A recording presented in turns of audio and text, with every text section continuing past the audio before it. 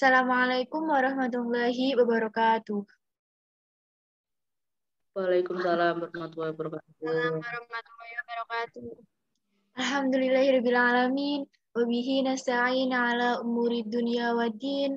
Wassalatu wassalamu ala asrafil anbiya'i wal mursalin. Sayyidina wa maulana Muhammadin amma ba'd. Yang terhormat Ibu dosen pengampu mata kuliah Psikologi Kesehatan, Ibu Fi Aunillah,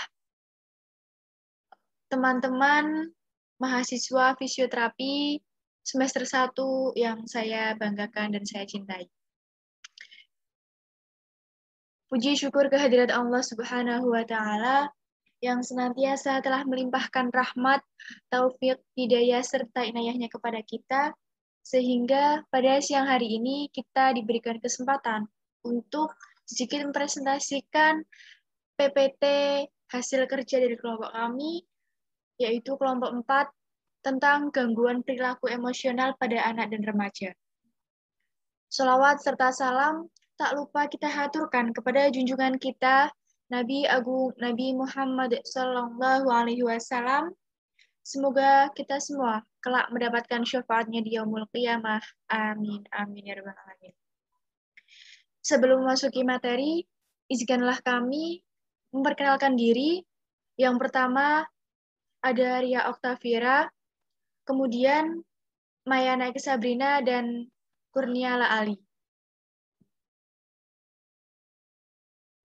Yang pertama ada gangguan kecemasan pada anak dan remaja dan depresi pada anak dan remaja. Pengertian gangguan kecemasan.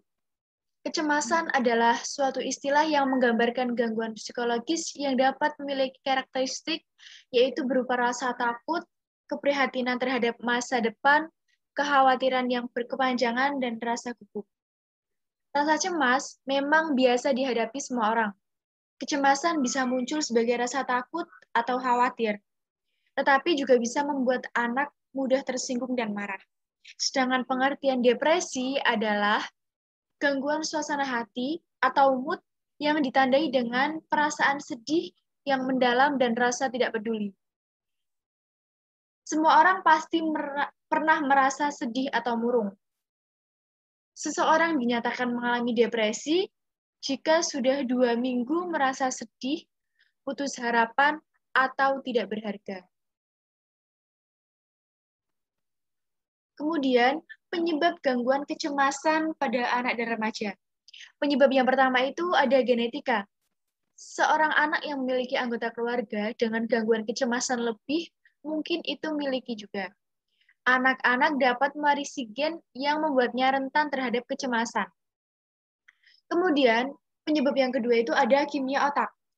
Gen membantu mengarahkan cara kerja bahan kimia otak, yaitu disebut dengan neurotransmitter.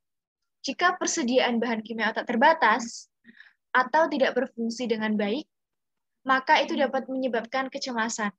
Kemudian penyebab yang ketiga ada situasi kehidupan. Nah, hal-hal yang terjadi dalam kehidupan seseorang anak dapat menjadi stres dan sulit untuk diatasi. Kehilangan, penyakit serius, kematian orang yang dicintai, kekerasan, atau jenis pelecehan juga dapat menyebabkan beberapa anak mengalami cemas. Kemudian penyebab berikutnya yaitu perilaku yang dipelajari. Tumbuh dalam keluarga di mana orang lain takut atau cemas juga dapat mengajar anak untuk takut juga. Karena anak cenderung mencontoh perilaku dari orang sekitar. Kemudian berikutnya ada gejala gangguan kecemasan dan depresi. Gejala gangguan kecemasan itu jantung berdebar, nafasnya cepat, sering berkeringat, kemudian otot tegang, mual, dan ketakutan. Gejala kecemasan juga bisa termasuk kesulitan tidur, serta gejala fisik seperti kelelahan, sakit kepala, atau sakit perut. Beberapa anak cemas menyimpan kekhawatiran mereka untuk diri mereka sendiri. Sedangkan gejala depresi itu ada yang pertama, selalu dibebani rasa bersalah dan sering menyalahkan diri sendiri. Kemudian yang kedua, merasa putus asa, rendah diri, dan tidak berharga atau memiliki self-esteem yang rendah. Kemudian yang ketiga, selalu merasa cemas dan khawatir yang berlebihan. Yang keempat, suasana hati yang buruk atau sedih secara berkelanjutan. Dan yang terakhir, mudah marah atau sensitif, serta mudah menangis. Berikutnya, ada jenis-jenis gangguan kecemasan. Yang pertama, gangguan kecemasan umum, atau bisa disebut dengan Generalized Anxiety Disorder. Seseorang yang menderita gangguan kecemasan umum bisa merasa cemas atau khawatir secara berlebih terhadap berbagai hal, mulai dari pekerjaan, kesehatan, sampai hal-hal sederhana seperti berinteraksi dengan orang lain. Kemudian, jenis gangguan kecemasan yang kedua ada fobia. Fobia ini merupakan jenis gangguan anxiety yang membuat penderitanya memiliki rasa takut yang berlebihan dan cenderung tidak rasional terhadap suatu benda, baik itu binatang atau situasi tertentu yang tidak menimbulkan rasa takut pada kebanyakan orang. Orang yang memiliki fobia bisa mengalami serangan panik atau rasa takut yang hebat ketika melihat suatu benda atau berada di tempat yang menjadi pemicu fobia. Misalnya seperti laba-laba, kemudian darah, kemudian berada di tengah keramaian, di tempat yang gelap, tempat dingin, atau ruang tertutup, dan lain sebagainya.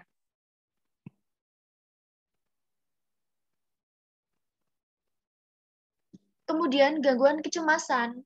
Yang ketiga, PTSD, atau Post Traumatic Stress Disorder. Gangguan PTSD ini atau stres pasca trauma dapat muncul pada seseorang yang pernah mengalami kejadian traumatis atau berada di situasi berbahaya yang mengancam nyawa. Contohnya seperti tinggal di daerah konflik atau perang, terkena bencana alam, atau korban kekerasan. Kemudian yang ketiga ada gangguan panik. Anxiety dan serangan panik akibat gangguan ini dapat muncul kapan saja dan terjadi secara tiba-tiba atau berulang. Ketika gejala panik muncul, penderita gangguan panik biasanya dapat merasakan gejala lain seperti berdebar-debar, berkeringat dingin, pusing, sesak napas, serta tubuh gemetar dan merasa lemah. Jenis gangguan yang terakhir yaitu gangguan obsesif kompulsif atau biasa disingkat dengan OCD. Orang yang menderita gangguan OCD memiliki kecenderungan untuk melakukan sesuatu secara berulang-ulang untuk meringankan rasa cemas yang berasal dari pikirannya sendiri. Contohnya seperti mencuci tangan harus sebanyak 3 kali karena ia berpikir tangannya masih kotor. Sebenarnya gangguan ini sulit dikendalikan dan bersifat menetap dan dapat kambuh kapan saja sehingga membuat penderitanya terganggu untuk melakukan aktivitas sehari-hari. Kemudian, jenis-jenis depresi itu sendiri ada depresi mayor. Depresi mayor merupakan jenis depresi yang membuat penderitanya merasa sedih dan putus asa sepanjang waktu. Kemudian ada depresi persisten, atau biasa disebut dengan distimia, merupakan istilah yang digunakan untuk menggambarkan kondisi depresi yang bersifat kronis. Seseorang dapat disebut penderita depresi persisten apabila ia merasakan gejala depresi yang menetap selama kurang lebih 2 bulan secara terus-menerus dan hilang timbul dalam waktu 2 tahun. Yang ketiga, ada depresi postpartum. Jenis ini terjadi pada ibu yang baru saja melahirkan. Kemudian ada depresi premenstrual dysphoric disorder. Jenis depresi yang menyerang wanita pada saat menjelang menstruasi. Nah, kondisi ini sering disebut sebagai sindrom pramenstruasi yang berat. Selanjutnya akan dibacakan oleh Kurniala Ali. Gangguan yang kedua yaitu enuresis dan enkopresis. Pengertian gangguan enuresis. Gangguan enuresis atau mengompol adalah ketidakmampuan dalam mengendalikan keluarnya urin, sehingga urin keluar tanpa disengaja. Biasanya, gangguan ini terjadi pada anak usia 4-6 tahun. Saat seseorang mengompol pada waktu siang hari, dinamakan enuresis diurnal. Sedangkan jika mengompol pada malam hari, disebut enuresis nokturnal. Next. Penyebab gejala pada enuresis yaitu biasanya ditandai dengan 1. Anak masih mengompol setelah usia 7 tahun. Yang kedua, mengompol diikuti rasa sakit saat berkemih. 3. Rasa haus yang berlebihan. 4. Urin berwarna merah, muda atau merah. Nah, penyebab dari enuresis pada mengompol ini belum dapat dipastikan. Beberapa faktor memiliki peran dalam enuresis, diantaranya gangguan hormon, masalah pada kandung kemih, gangguan tidur, kondisi medis, dan gangguan psikologis. Next. Jenis-jenis enuresis. Jenis enuresis ada 2, yaitu diurnal, yaitu mengompol pada siang hari. Merupakan pengeluaran air kemih yang tidak disadari pada siang hari oleh seseorang yang pengendalian kandung kemihnya diharapkan sudah tercapai dan hal ini terjadi pada siang hari.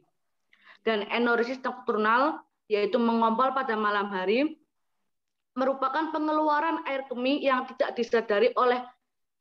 disadari pada malam hari oleh seseorang yang pengendalian kandung kemihnya diharapkan sudah tercapai. Dan hal ini terjadi pada malam hari. Nocturnal enuresis atau enuresis nokturnal terjadi pada anak yang tidak bisa menahan buang air kecil pada malam hari pada saat tidur. Nocturnal enuresis ini dibagi menjadi 2, yaitu nocturnal enuresis primer atau NEP dan nocturnal enuresis sekunder atau NES. Nocturnal enuresis primer atau NEP adalah terjadi pada anak-anak yang sejak lahir hingga berusia 5 tahun yang masih mengompol. Sedangkan nocturnal sekunder terjadi pada anak yang sebelumnya sudah tidak mengompol pada 3 bulan sampai 6 bulan kemudian mengompol lagi. Yang pengertian enkopresis. Enkopresis adalah kondisi yang biasanya terjadi pada anak di atas usia 4 tahun. Kondisi ini menyebabkan seorang anak mengeluarkan feses secara tidak sengaja, padahal seharusnya ia sudah bisa menggunakan toilet. Ketidakmampuan dalam menahan BAB akibat enkopresis bukanlah suatu hal yang disengaja. Secara umum, enkopresis disebabkan oleh suatu kondisi medis yang mendasarinya baik secara fisik maupun mental. Next. Gejala pada enkopresis yaitu 1. Buang air besar di celana yang sering dianggap diare. Yang kedua, sembelit, feses keras dan kering. Yang ketiga, feses berukuran besar. Yang keempat, tidak ingin atau menolak BAB. Yang kelima, infeksi kandung kemih kambuhan khususnya pada wanita, pada anak perempuan.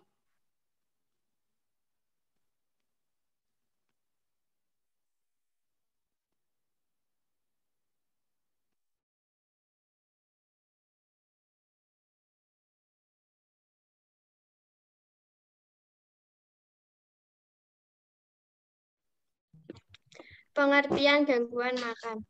Gangguan makan adalah gangguan yang mempengaruhi sikap seseorang terhadap makanan yang menyebabkan perubahan perilaku dan kebiasaan makannya. Hal ini dapat menjadi kondisi serius yang membahayakan kesehatan, emosi, dan hubungannya dengan orang lain. Next.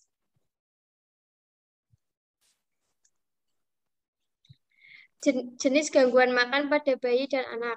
1. Anoreksia nervosa. Anoreksia nervosa adalah gangguan makan yang ditandai dengan berat badan yang sangat rendah, rasa takut yang berlebihan pada kenaikan berat badan, dan resepsi yang salah terhadap berat badan. 2. Bulimia nervosa. Bulimia atau bulimia nervosa adalah gangguan makan yang ditandai dengan kecenderungan untuk memutahkan kembali makanan yang telah dimakan. Bulimia adalah gangguan mental yang berbahaya dan berpotensi mengancam nyawa. 3. Avoidant atau restrictive food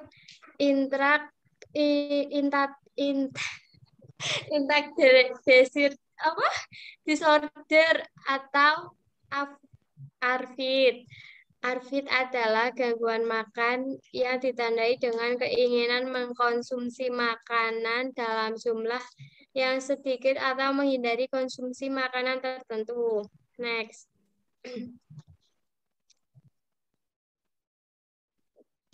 Gejala gangguan makan pada bayi dan anak. 1. Diet kronis walaupun sudah sangat kekurangan berat badan. 2. Naik turun berat badan. 3. Obsesi dengan kandungan kalori dan lemak pada makanan. 4. Obsesi dengan makanan resep atau memasak.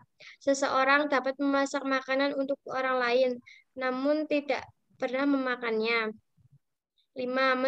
Menunjukkan gejala depresi atau lesu. 6. Menghindari situasi sosial, keluarga dan teman, terisolasi dan menarik diri. 7. Pola makan berlebihan dan berpuasa ekstrem. Next. Pengertian PIKA pada bayi dan anak. PIKA adalah jenis gangguan makan atau eating disorder yang ditandai dengan makan sesuatu yang tidak wajar atau bukan makanan, tidak mengandung nilai gizi, bahkan dapat menyebabkan masalah kesehatan. Next.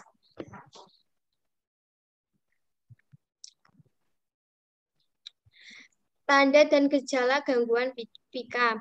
Tanda dan gejala gangguan makan PIKA adalah kebiasaan memakan zat atau benda-benda yang bukan makanan serta tidak mempunyai nilai gizi secara terus-menerus, setidaknya selama 1 bulan. Benda-benda yang biasa dimakan individu dengan PIKA diantaranya adalah 1. Rumput. 2. Kertas. 3. Kapur tulis. 4. Kain atau wol. 5. Tanah. 6. Krayon. 7. Batu. Next. Berikut kami tayangkan sebuah video yang berkaitan tentang materi yang kami sampaikan. Gangguan kecemasan merupakan suatu bentuk ketakutan yang sangat besar, sehingga pengidapnya tidak bisa mengontrol ketakutan yang akan berdampak pada perilakunya. Adapun gejalanya, diantaranya ia akan merasa panik, jantung berdebar, dan pikirannya sulit untuk dikontrol. Jika ia berhasil mengontrol pikiran cemasnya, ia akan kembali berpikir dengan baik. Prevalensi gangguan mental emosional pada usia 15 tahun ke atas di Indonesia mencapai 6% atau sekitar 14 juta jiwa pada tahun 2013. Sementara pada tahun 2018 terjadi peningkatan sebesar 9,8%. Gangguan kecemasan dapat dialami oleh semua kalangan, mulai dari anak kecil, remaja, dewasa, bahkan orang tua, serta dapat dialami pada orang dengan kondisi yang sehat maupun yang sakit. Biasanya, perempuan lebih rentan mengalami kecemasan dibanding laki-laki karena faktor hormon. Akan tetapi, bukan berarti laki-laki tidak bisa mengalami kecemasan. Kecemasan bisa muncul di mana saja dan kapan saja. Ada hal-hal yang menurut orang lain terlihat biasa saja, tapi sebaliknya bisa menjadi hal yang tidak biasa untuk orang yang sedang mengalami kecemasan. Misalnya, saat seseorang sedang berjalan, tiba-tiba ia menangis karena melihat sesuatu. Secara tak sadar, ia mengalami cemas, gelisah, bahkan panik. Hal itu bisa disebabkan karena adanya pengalaman yang tidak menyenangkan atau trauma di masa lalu. Misalnya, dari perilaku orang tua atau keluarga yang selalu membanding-bandingkan ia dengan orang lain yang mengakibatkan ia tidak bisa menemukan identitas dirinya. Sehingga, pada saat dewasa, ia mungkin bisa menjadi pribadi yang minder dan takut. Seseorang bisa dicap mengalami gangguan kecemasan bila selama 2 minggu berturut-turut kecemasannya tidak juga hilang. Kecemasan juga dapat berlanjut menjadi gangguan kejiwaan, bahkan bisa menyebabkan bunuh diri jika tidak segera disembuhkan. Maka dari itu, agar kecemasan tidak berlanjut semakin parah, pengidapnya harus berani mematahkan ketakutannya agar perilakunya tidak berpengaruh ke dirinya maupun orang lain. Melakukan hal-hal positif dan mengapresiasi hal tersebut walau itu hal kecil sekalipun dapat membantu meningkatkan kepercayaan diri. Relaksasi dan mindfulness juga dapat dilakukan untuk menurunkan tensi dan kadar kecemasan, sehingga bisa kembali berpikir bersih dan fokus. Jika perlu bantuan dari luar, segeralah untuk melakukan terapi ke psikolog, puskesmas, atau psikiater jika dirasa sudah berat. Itu dia video dari kami. Kurang lebihnya, jika ada kesalahan bisa dikoreksi. Demikian presentasi dari kelompok kami. Billahi taufiq wal hidayah. Wassalamualaikum warahmatullahi wabarakatuh. Waalaikumsalam warahmatullahi wabarakatuh.